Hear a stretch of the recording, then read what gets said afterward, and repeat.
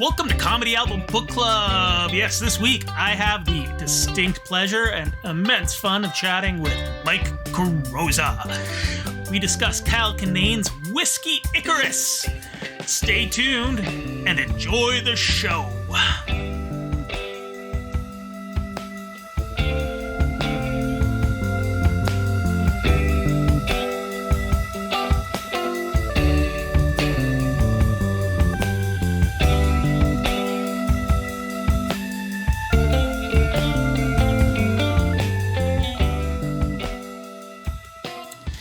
Hey everyone, thanks for tuning in. I have the absolute pleasure of chatting with Mike Carrozza this week, Montreal-based comedian, formerly living in Toronto. That's where I met him. He recorded an episode of Tracy Hamilton's Love is Everywhere. Still up. Check it out. Great podcast. He and I chatted about Kyle Kinane's Whiskey Icarus.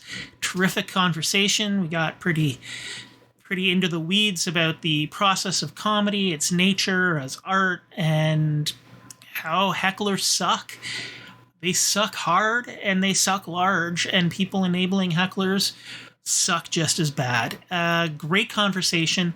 But most of all, we talk about the incredible work that Kyle Kinane does, how deep and introspective it can be while really still being really accessible and fun. We talked about Whiskey Icarus, which was recorded in 2012 in San Francisco, and had some really interesting characters in the audience. But I mean, it was San Francisco, so what do you expect? Anyways, check it out. Thanks for tuning in and enjoy the show.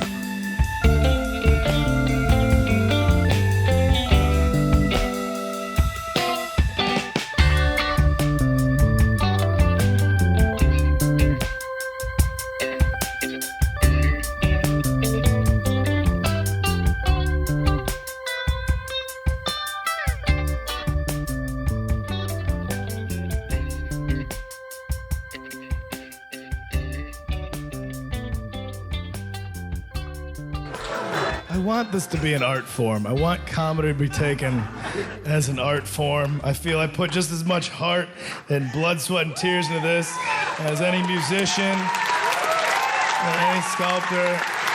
And I want it to be appreciated as such.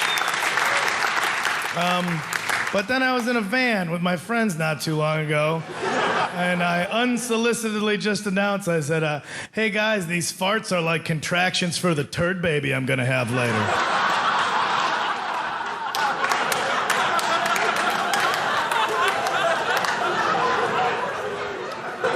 And that's why I'm not an artist. That's why this is not getting federal funding. There's not going to be a grant to perform this in the city center for the citizens.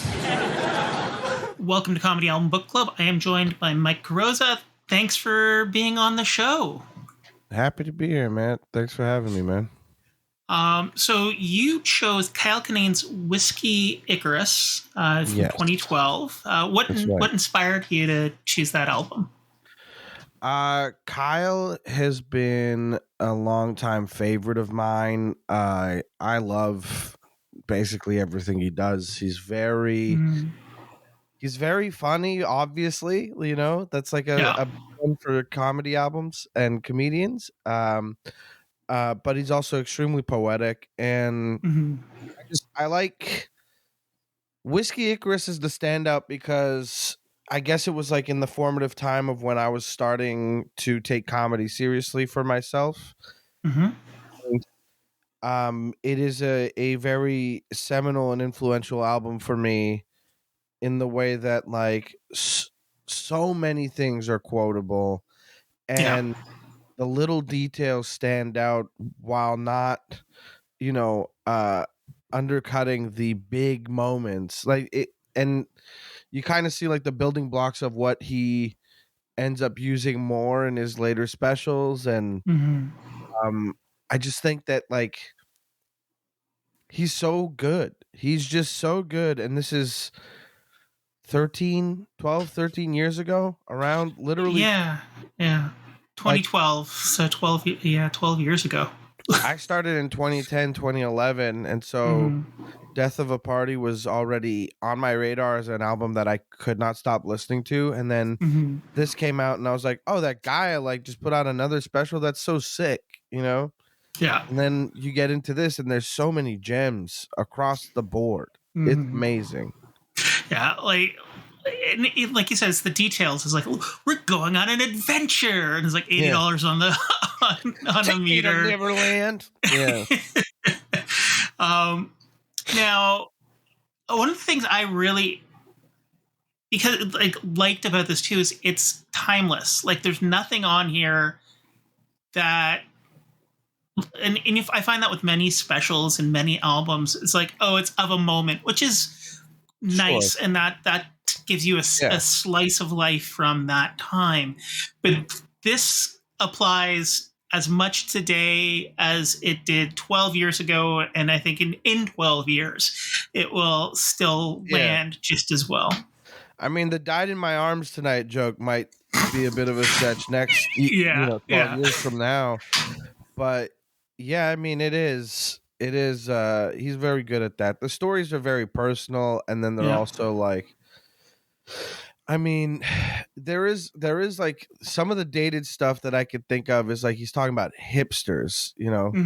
Now those guys are just assholes. So it's just like you got the hipsters and fixed gear bicycle. You know, those were like a big deal back in 2012. You know what I mean? Yeah.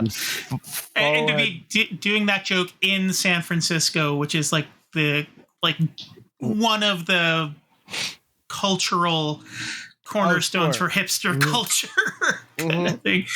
And I have to admit, at the time, people weren't being completely priced out of living in San Francisco if they weren't tech billionaires, you know? Yeah. And I am totally going to, though I am not a joke thief. I will credit it, but when I die, I am totally using that Cutting Crew joke on my tombstone. Yeah, sure. Yeah. And I was like, Kyle Kinane and like footnoted. Yeah. So, this is the Whiskey Icarus. These 2012. Yeah. Have you ever thought about what you'd want to do when you go my like tombstone? With your tombstone or funeral? Like, I want to have a big ska party. That's what I want. So that funeral, everybody's like listening to like One Step Beyond by Madness, like just totally over the top, ridiculous. I think I've given it some thought, but not like, seriously, because it's not my problem. Somebody else take care of it. You know what I mean? I'm already gone. Fair. Yeah. I don't think I want a tombstone. I don't want to be somewhere in particular. I definitely against the Catholic upbringing, I'd rather be fucking cremated and just like, whoever's I'm important to, you get a little bit of me if you want it. Otherwise, put me somewhere I've always wanted to go. That is like not okay for humans to be, like, you know what I mean? Like, I'm like, first thought I thought of was like a garbage disposal. Like, you put your hand in there, it's messed up. But now guess what? I'm safe, and you might have to. Well, I might clog up your garbage disposal, and you might have to get it fixed. But hey, you know what I mean? Like something stupid like that. It's just I haven't given it enough thought to be like, I know what I want on my tombstone, because I just think like I probably would be like, if there is a tombstone, be like, I don't know, check out his comedy, I guess. QR code to your album. Yeah. Yeah, just kind of like, hey, look, if you don't suck, I want you to laugh. I want you to feel some sort of joy. Yeah. But also like, I don't know, put me in one of those like confetti cannon things that people pop at New Year's Eve. I don't care. I don't care about that. Yeah. Now back to Kyle's special. One of the things I really liked is how self-deprecatory he was without being. He never got into that sort of like depression. I feel sorry for him kind of thing, where it's like it still felt positive Right. I mean, he going does through have that. that. He does have a bit of like there's one bit that's a bit of a pity thing, which is like you ever sleep with an old girlfriend, like a girlfriend's old Yeah, shirt or something, yeah. not for humping, just so it feels like you're sleeping next to somebody. That thing, but I Mhm. think what he says it's so good it's without this, my life would just be a series of undocumented low points. uh Yes. and that's and that's just such a succinct way of being like, yeah, this era of my comedy is very much like I do a lot of fucked up shit and I'm gonna tell you about it. And Mhm. then, in later years, he's just like he still carries that his insightful, like poetic view on what's going on around him, and he's not the butt of the joke in that way anymore. Yeah. You know, like he talks about DUIs on this album and getting DUIs, and he's like, I fucked up, but here's how here's a little bit of insight for that, or you know, his. I think what he's really good at is even in the moments where you're like, man, that anybody telling me this, I'd be concerned. He's like, Yeah. look, I know, but now listen, Yeah.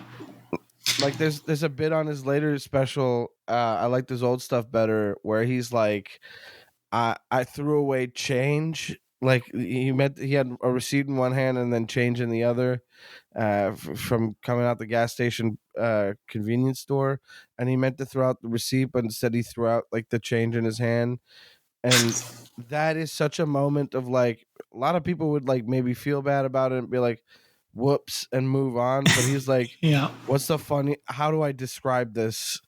Like he's like, I look so what was it? Something like a debutante. I don't know. Like, oh, this doesn't matter to me. Anyway, it's just yeah. He'll take a moment from his life and be like, let me find it a way to really get um creative with my descriptions here, because he's Yeah. so good. He's so good at that. Oh yeah. I I love his Like work. yeah, like that moment where he's talking about the guy eating the pancakes. Sure, yeah. He just like on the airplane, like the entire he has some nice character 8-minute bit. work. He just carries on with like, and if you want to do this, this is how you do it politely, kind of thing. And it's just like carries that. There's so Off much from that around. You don't have to go back and front. You can just go side to side. Don't worry, no one's taking any. yeah. And then how he goes on about dry pancakes. It's like, oh yeah, Yeah. that would be Well, at least he's not going to eat them nasty. dry like a psychopath. It's just it's so funny to me the way he goes, like for the pancakes thing. He's like, you expect somebody who does this kind of thing to have some sort of deference or whatever and be like, yeah, I'm sorry, this was like a last minute thing. He ripped the bag open with a confidence like, yeah, I'm eating all these bitches, and he was doing this cotton candy swirl, and then like with 1,000-yard stare, like he's in the swamp water, he's neck deep in swamp water, he's gonna catch a catfish with his bare hands. You're like, that's so funny. It's Yeah. so funny. A lot of quotables on this album. Yeah, yeah. And like, and he like, I really enjoy. Like, I've been unfortunately having to travel for work a lot lately, so the travel jokes really landed. Like the one with the orbits joke, the Yeah. couple next, and it's like, Yeah. and again, it's like this is like he's making some bad decisions, but he knows he's making bad decisions here. He's being fun. I think Yeah, I think what's also fun about that bit in particular is that he succinctly puts forward like a life philosophy that's very easy to adapt. Yeah. So it's like he goes, I'm not put on this earth to be a goalie. I'm paraphrasing. As long yeah, as you're not hurting anyone, I'm here to either help or get out of the way. And I yeah, think that's just good, because like, the implication of that is like, hey, I'm not gonna get in the way of somebody's happiness as long as they're not hurting anybody. But the yeah, implication is like, hey, if you are hurting somebody, I'm gonna get in the way. You know what I yeah, mean? So I yeah. do think that's a you know be mindful of that. That's I like that saying a lot. I've said that over the years. Yeah, and it's sort of like the core of the philosophy of this album too, like you point out, and it's just a good way to live, like there's so many comedians where it's like, yeah, they can get kind of mean or get kind of down, and they don't really offer any path forward, whereas in this special, it feels like this is his path out of here. Is like, as dark as it might get, my goal is to make people laugh and to be funny and to be kind and to not hurt people, kind of, which is nice. Yeah, definitely. We talked about at one point comedy being an art form, and then his description of taking a very big dump, kind of thing. That's why we can't be an art form, but. Hey guys, these farts are like the contractions for the turd baby I'm going to be having later. You're like, oh God. Yeah, but I kind of feel like this special really does show how it can be an art, because, like you said, he's so beautiful with his words and how he uses them in his descriptions of things here. I mean, is there any bit more evocative than when he is, like he said, without you that my life would be a series of undocumented low points, and he talks about having to go to the 7-Eleven for dinner,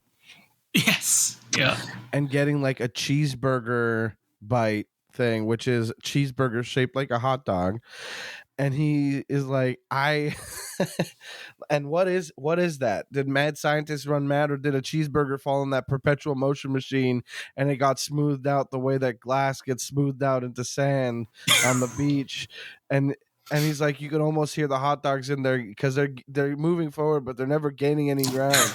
You're like, that is it. There's just like he's made you empathetic to hot dogs. You know what I mean? Yeah. He's given them like it's sad. I think about those hot dogs, and it paints it so. He's like, it's so sad, and he's like, and that's what I'm looking at, like dinner. And he talks about the subway guy being like, hey man, what are you doing? He's not supposed to have hope anymore. This guy's like, hey, look, does nobody care about you? You shouldn't be doing this. And he goes, I'm a gambler, pays for it.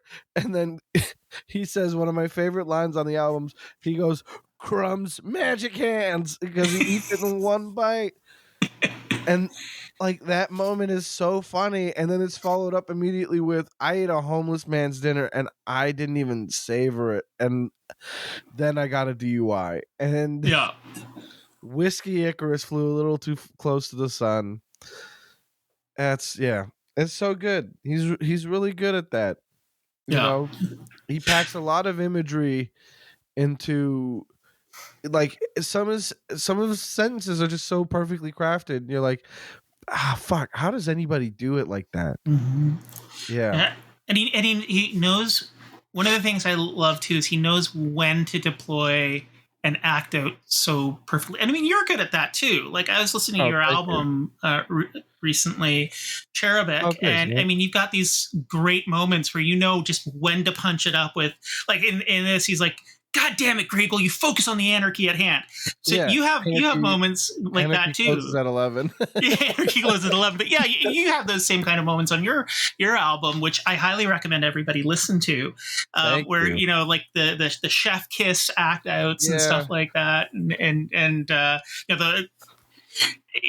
When you're like putting on the microphone on your head and talking about, you could just be in here. Well, this is where the jokes come from. I do. So it is interesting to see, because it's very clear that Kyle's influence is on my work. There's no doubt about it. We're very different delivery styles. We're very different in the packaging and all that. But there's and I've even told him about, like, I tell him every time I work with him, I'm like, I gotta be careful when I work with you, because you're so easy to, like, you're one of my comics that I grew up trying to be when I started out, and so you fall back into like some of the habits that you have when you're getting started out and you're like mimicking your favorites and stuff. And I'm like, he's my favorite. There's just no doubt about it. And so I'm like, yeah, I gotta be careful sometimes because I fall right back into, doing a little bit of Kinane. But it is clear that there are some tools I picked up from him, like if I say like the hose trick, like, you know what I mean? Like when you bend a hose and the water blocks up and then you let it go. That's what the chef's kiss bit is. That's, you know what I mean? Like the chef's kiss bit is me doing a really long moment where I'm it's between two chefs, talking about a rough day at work and, expressing a real love. And, and then at the end I do like the punchline that everybody knows is coming, right? And then Kinane does something similar with like, the creeping oppression of the suburbs, well, we can go to this parking lot and smoke a little weed, they can't kick you out of, oh my god, I'm 35. Or he does the same thing with, it's the same trick in the pancakes bit where he's like, if you're going to the airport, that's one of your number one priorities. Not this guy. He woke up. He was like, well, I know it's Tuesday, but you know what Tuesday means? Silver dollar flappies. I'm gonna bring out the batter. I'm not gonna make all of it. I'm gonna freeze all of it, but I'm not gonna make all of them. But then I'm gonna have some. I'm bring out. Oh my god! Oh shit! I gotta go. It's like, yeah. It's the similar trick in that way, and it's as comics, you're like looking at this stuff and you're like, oh, we see what that trick is. And maybe I'm demystifying a little bit to the audience in that way. But it's the same thing as like if you listen to like some like whatever kind of music you like listening to. I listen to like a lot of music with like screams. It's like heavy music. I'll dip my toes back into like gent and metalcore from time to time when I'm not listening to like sasscore or scrams or whatever. But my favorite thing about like a certain era of metalcore and post-hardcore stuff is the expectation of a breakdown coming where it's just like open chords rhythmically played and like variants on the drum kit and stuff, and like a standout scream that they're like, people need to remember this is going to be the moment that looks great at the show, and people are like the anticipation of it. And so over time a lot of bands started building up towards the breakdown in a way that was like longer and longer, or like subverting that expectation. And so when there's that release, it just feels heightened. And it's exactly the same as like the hose trick with, those two bits I mentioned on Kinane's album. And then like my Chef's Kiss album, there's, you in the jokes you got to be careful of like, you can pepper in some little lines that'll get the laughs, but they're not going to be like big pops until the last one. You have to be careful not to have a big enough pop in that part before you finally release the hose, right? So it was one of those things where in my early days of like I've been into stand-up for a long time, so I've been listening to stand-up and kind of like listening to albums, taking notes at what I notice, and being like, one day I'll try it. And then when you start doing stand-up, you pick up on stuff a little bit more subconsciously, and then but I always wanted to be more intentional with my like, okay, this feels like a technique, how do I refer to this in my head? And then you kind of spot that in your work and you're like, I don't want to do it too much, right? Because then you're a trick guy. And it's the same as somebody being like, I'm going to do this impression, and then you do an impression, and it's like, what if this impression is in this accent? And you find out that that's like 3 of the bits. So like, again, on my album I have a similar, like the bear joke and the Chef's Kiss joke are like essentially the same, and I call it out because it is the hose trick. I call it out on the album being like, hey, it's real similar to that other joke, and the answer is like, yeah, and this one, and that one I was crying, and this one I was mad, and I can act. Isn't that fun? Agents. But the idea is the same. As like, this was an important album to me because I noticed some tricks, and also it's just inspiring to see what people can do with the same words you have, and I mean, I think that's one of the things just in comedy in general, we all have the tool set, like I mean, music, that requires certain education or skill sets that take a lot of training. And comedy takes a lot of training and practice, but we all come from the same um, capability. We all have the ability to use language and to observe the world around us. And it's just, we kind of start from a similar place. And it's what we do with that, and that makes it our own kind of thing. And I mean, he kind of talks about it. It's like, the suburbs, and it is a soul breaking sort of oppression, but at the same time, it's like when you have two parents who love you and you grow up in a happy household, it's not what you expect from a comedian's background kind of thing. Exactly. Yeah. He's got that subversiveness to him. Like, he is, especially at this time, he was like he was doing rock venues. He wasn't really doing clubs. And so you're looking at this guy like, this is the punk rock dude. This is the dude who's like, he's got all these stories about being a bit of a fuck up, and then also is the punk dude. And then you're like, yeah, well, here's what's relatable. A lot of punks had to deal with family being supportive, and maybe that got in the way. Or, I'm this punk dude, but I still have shitty thoughts, and I'm trying to work through that and find out like a way to be better. And then, I don't. There's some sticky points here where you're like, oh, I know where he's going with this. He's adding a little bit more vulnerability and adding these like crazy thoughts out there. Plus, to get to the point where he's like, Asians are bad drivers. No, Asians are great drivers. They don't like playing by the rules here. And he talks about, he's like, I watched this guy on a scooter with 17 chickens on the back, cut off a bus and didn't even lose the ash off his cigarette. You're like, fuck, that's smooth. That is smooth. That is the most perfect. You can picture every moment of it. It's that is a sentence that gives you an entire world, and the follow-up to that being the mind fuck towards the racist guy by putting NASCAR stickers on the back of the car. Like, oh, wait a sec, call Daryl. Let's get Dale on the line. This must be a new drafting technique. The Asians are in on the sport. No, this is a connoisseur. I have to say too, like, I've seen a lot of like loud audience members derail albums and specials, and he did a really good job of he incorporated it into the set without it becoming distracting or really. It doesn't feel like it took away. I think that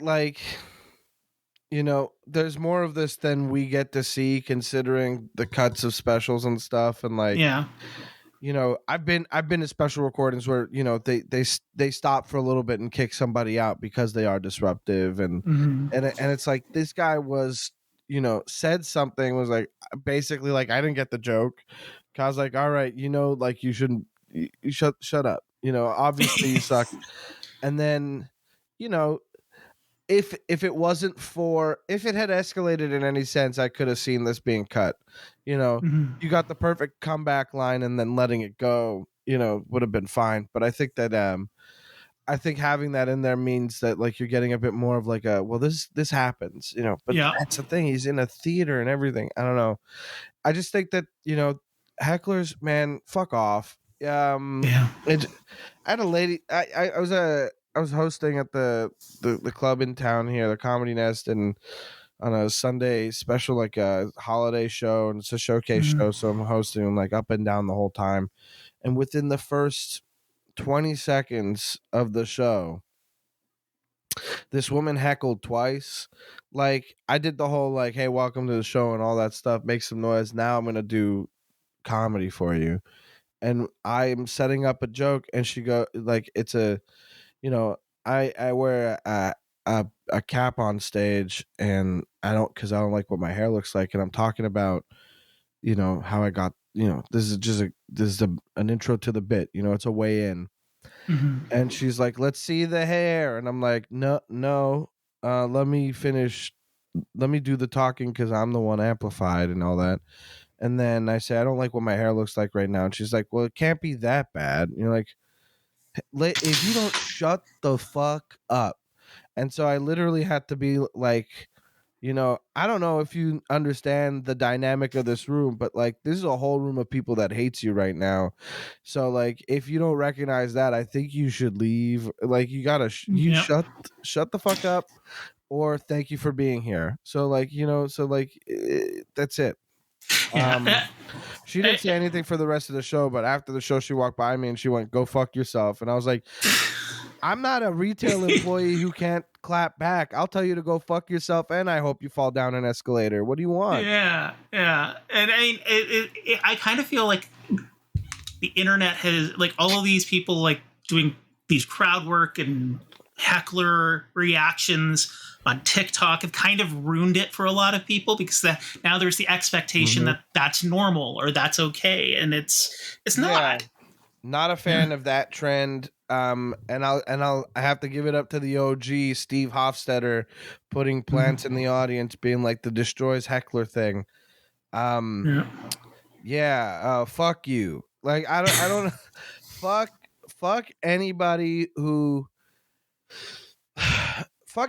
made hecklers okay. Like people like made them think that they're helping the show. Literally, that's the thing they say. If you're dealing with a heckler and you talk to them after the show, it's like, it was funny, I helped with the show. And you're like, no, I recovered from your disruption. I am just skilled enough to handle the fact that you're a piece of shit. And I hope if anybody out there is listening and you're one of these people who is like, I think hecklers are pretty fun. Hey, fuck off. Like, it's like, I don't know if you know this, but like comedians, we're spending time working on ideas, finding the perfect way to say things, because like, listen, we're talking about Kinane's album. He came to these sentences, he came to these phrases, he came to these ways of like conveying ideas in a way that is like gonna get a punchline here reliably, gonna get a laugh here reliably. It's gonna put this perfect image in your head. All this stuff, it takes time, practice, it takes intentionality. And then what happens is you work on something and you want to present it because that is your duty as an artist. You're supposed to work on a thing and you're putting it out. It's a duty to yourself, by the way. It's not like a social obligation. If you're an artist and you want to present it to yourself, like, enjoy your own work if you don't want to get out there. But my point is, like, you're somebody working on something, and unfortunately our line of work requires an audience. There's no way around it. Like, people have done specials where there's no audience. And I'm sorry, it just doesn't work.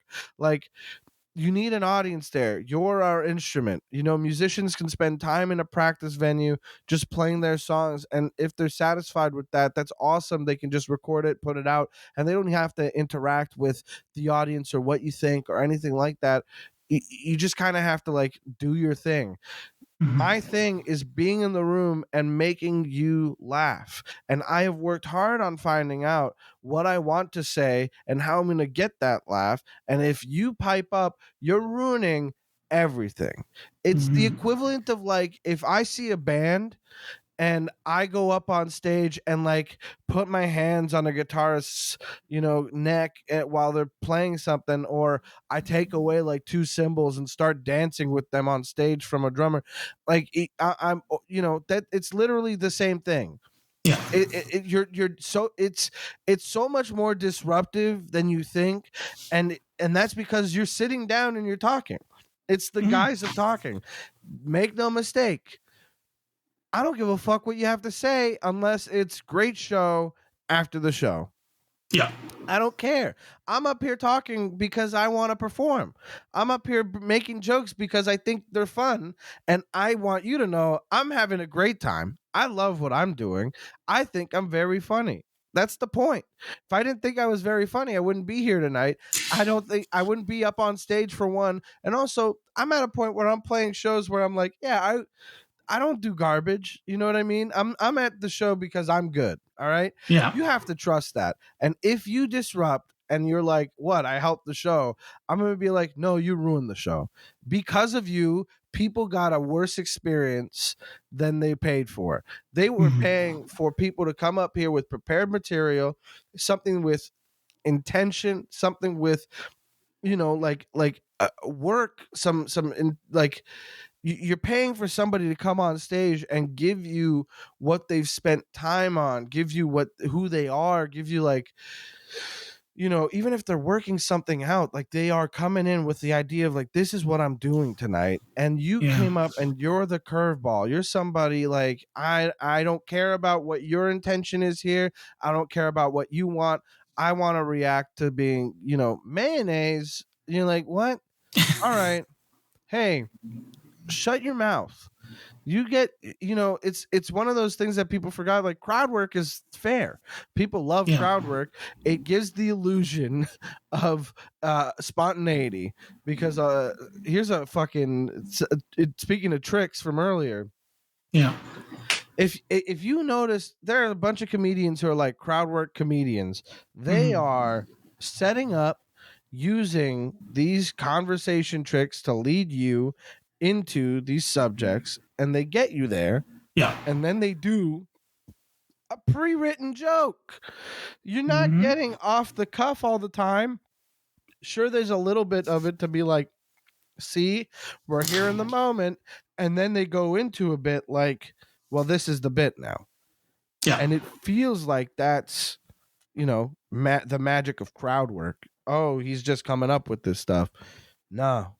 Yeah. Well, it's like I was at a Moishe Kasher show years ago. This is right after he got married. And we were right up front and close. And I had a shirt on that was kind of stand out. It was a very silly t-shirt. And he called on me, and it's like, I'm one of the few married people in the audience. And like, and his entire set was about marriage. So he kept coming back to me and using me as like a jumping off point, interacting with me. But it's like, it's the exact same material that I would later see in a special. For sure. Yeah. Yeah. It's like, and it's just like, people are just don't. The problem with comedy is that you don't have to be invested in comedy to attend comedy. Same as like if you go to, the thing is, if you go to see a band live and you don't like the music, it doesn't matter if you turn to somebody and say, I don't like this. The band is louder than you. There's a whole bunch of people there going nuts for them or whatever. Or you just leave and like no one's going to call attention to it or whatever. But at a comedy show, people feel empowered to be like, yeah, this isn't, talk about this instead. You're like, why? And because people aren't always necessarily in the know when it comes to like comedy and how it works or anything, that's how you get these people that like come in and think they do it once, they think, oh, this is comedy, I'm exposed to it for the first time and this is how it goes, and you're like, that's it, and you're like, no, it's not, it really isn't. And so you see the same jokes on the special and you're like, I bet there are some nights where that got derailed significantly. You know what I mean? And there are people that are fans of comedy, that listen to comedy, that watch comedy, go often, and they know. Now they know because they've seen comics they like do the same joke over and over again. Like playing a song, over and over again. We're just like, you can't play comedy without your instrument, which is the audience. You can't do that. Now, do you have a favorite bit from this special? That's a good question, man. Fuck yeah, no, that's a good question. I think. Let's see. I'll let me go through them. Let me go through as they come to me. I think as important and as like impactful as the pancakes bit has been, like in terms of people know Kinane, they're like, they'll if they think about the special, they're often like, that's the set piece for the special. They're like, oh, Whiskey Icarus, that the one with the pancake guy? You're like, yeah. Even to this day, you have people online claiming to be the pancake guy. So like it is like okay, this is as important as that bit is to the special. It is not like the one that I like to like I think of often. It's the one that I think is like really funny, but there's so many gems and that underrated gems on this album that I think of every time. And I think I get choked up a little bit at the last one. I think that the one where he's like, when cremate me and sprinkle me all over my mom's carpet and put a plaque that says, "Look who's not vacuuming now." And I think like it's a funny but also sweet thing, because in the end it's like, if I die before my parents go, I'm gonna they'll want me close and stuff. It's very sweet, but it's also funny. It's real like fucked up. The beginning of the album, he goes, comedy is for shared experiences. Bearing that in mind, did anybody else get so drunk last week they had to call a cab to take you to Wendy's? And then that whole story goes off, and he's got so many moments in that story that I remember forever. And I'll think of I think what it comes down to is I love the stuff about like it's not a blueprint for survival. Like I'm not, I shouldn't even be alive, he says. Like maybe 3 times a week I'll microwave something, pull it out. If it's like, oh, this is burning my flesh, and then he's like, quick, put it in your mouth. And then he's got these moments of I learned that optimism and stupidity are 2 sides of the same coin. And then you're like, okay, what kind of fucking story's about to come here? And he's like, learn that by trying to put on my pants without taking my shoes off first. You're like, fuck, that's funny. That is ballerina toe. Just make the ballerina toes, Kyle. Make the ballerina toes. That's my go-to quote for when I'm doing a Kinane impression, is that part right there. The intro bit, the part where it's like, I'm doing the right thing, how come it still feels sad? That I think about all the time. The bit with the couple fucking on the plane, where that philosophy of, if someone's not hurting anyone, either help or get out of the way, that one's important to me. But I do think that my favorite bit is the poetry of the 7-Eleven like hamburger bite hot dog thing. Because there's a lot of fun stuff on this album. There's a lot of really driving by the park being like, that's where I'll bury the dead body, well, why I don't even murder. Now you're making a list of justifiable murders. You're it's there's a lot of stuff on this album that'll stick with you, and I do think that when people think of this album, they're like, oh yeah, that pancake bit is really good. I'm like, you like that pancake bit, but buddy, let me tell you something. Get deep in this like more introspective vibe right here. He's got, he's got that the bit about the hot dog thing. It's just so. It is bleak and sad, but the way he's describing it is like, I don't know, man. Am I reading a book? It's just it feels like everything is perfectly in place for that bit. And yeah, man, I really love that bit. I think it's one that's underappreciated. Yeah. For me, it's the when he starts talking about if he was like the movie, the Bridge movie. It's another one where it's like, it's dark, especially given he's in the town where that's taking place. But then he goes into this place where it's like kind of funny and beautiful in a way. Like, I wear a cape.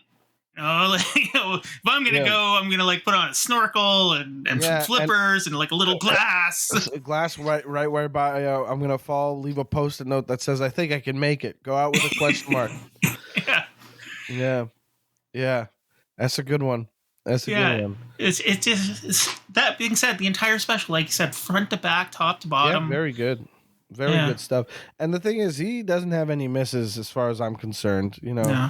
I think even down to the fact that every album, I mean, up to a point was, track lists from bands. Like this one is Detroit Rock City by Kiss is the track list. I think I think a Cheap Trick album for like Death at the Party. And then I think it was Fuck the Police for I liked his old stuff better, but like he had to do it in a way that he couldn't get sued because it's like this track is not called Fuck the Police or something. Anyway. I think there must have been like a close encounter or something because the other ones like Lucid Chicago's like ingredients of like a beef sandwich or something probably. If people wanted to catch a show or find you on social media, where can they look? I'm on the social platforms, Instagram, Twitter, at Mike Carrozza, MikeCarrozza. Check out my link tree. That's probably the best place to follow me. I have a podcast that we do intermittently, kind of whenever we want, called We Didn't Get a Rose, about romantic comedies. It used to be a Bachelor recap podcast, and because we're no longer beholden to the schedule of The Bachelor, we're kind of like, fuck it, whenever we want to. And I also have a Magic the Gathering podcast called Am I the Bullcast? So if there's any crossover here, come on, listen to it. It's like an interview call-in show where I talk to a bunch of Magic the Gathering people about their pet peeves in the format we play.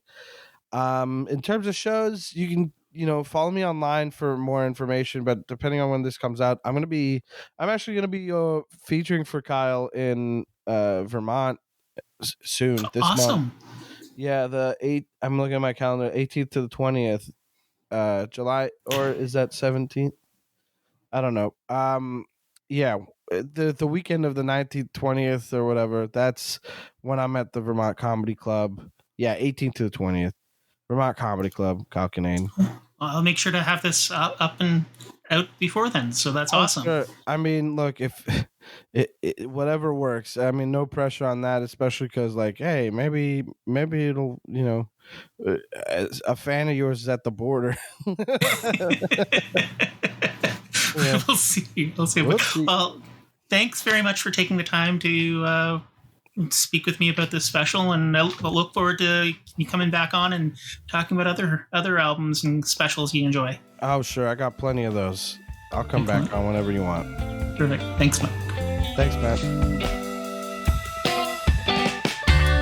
You've been listening to Comedy Album Book Club, a Far From Here comedy and ShowbizMonkeys.com co-production. Music today was performed and produced by Glenn Bouchon, Tim Matthews, Edith Falkenberg, and Jim Spruill, also known as the Something Something Quartet. Thanks for listening, and tune in next week to Comedy Album Book Club.